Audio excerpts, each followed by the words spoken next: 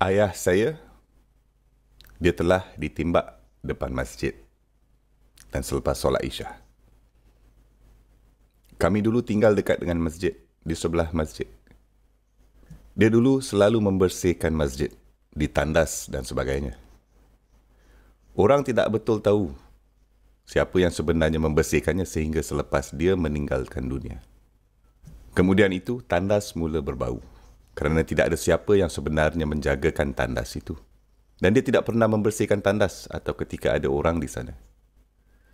Sebelum dia pergi kerja, dia akan berhenti di masjid. Dia akan membersihkannya dan kemudian pergi kerja. Dia akan sentiasa mencari waktu apabila orang tidak akan dapat melihatnya. Jadi tidak ada yang tahu sebenarnya bahawa dia yang melakukan perkara-perkara ini. Tapi dia akan selalu melakukan tu. Okey, pada hari kejadian, dia keluar dan saya berada di rumah. Dan saya dapat mendengar tembakan pistol. Tapi saya tidak sangka itu adalah tembakan senjata kerana kita mempunyai hari kemerdekaan pada bulan Julai. Orang selalu main mercun dan ini adalah seperti beberapa hari selepas itu. Dan saya fikir orang sedang membakar dan bermain mercun atau sesuatu seperti itulah. Anda tahu kan bunyi mercun macam mana? Jadi lepas tu saya dapat dengar ayah memanggil saya. Abdul Bari, ada orang tembak aku. Jadi saya bergegas kepadanya. Dan ketika dia melihat wajah saya, dia berkata, Ashhadu an la ilaha illallah wa ashhadu anna Muhammadan abduhu wa rasuluh.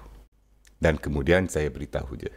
Semasa saya mendengarkannya, saya kata padanya, Ayah, saya tak peduli siapa yang bercakap dengan ayah mulai sekarang. Jangan katakan apa-apa pun walaupun satu perkataan. Ketahuilah saja dalam hati ayah, ayah telah melakukan banyak kebaikan dan bertaubatlah kepada Allah Subhanahu Wa Taala. Mintalah pengampunan dari Allah Subhanahu Wa Taala dan meminta belas kasihnya, rahmahnya. Tapi jangan katakan apa-apa perkataan pun selepas ini. Dan dia tak cakap apa-apa selepas itu. Ambulans dan semuanya datang lepas itu.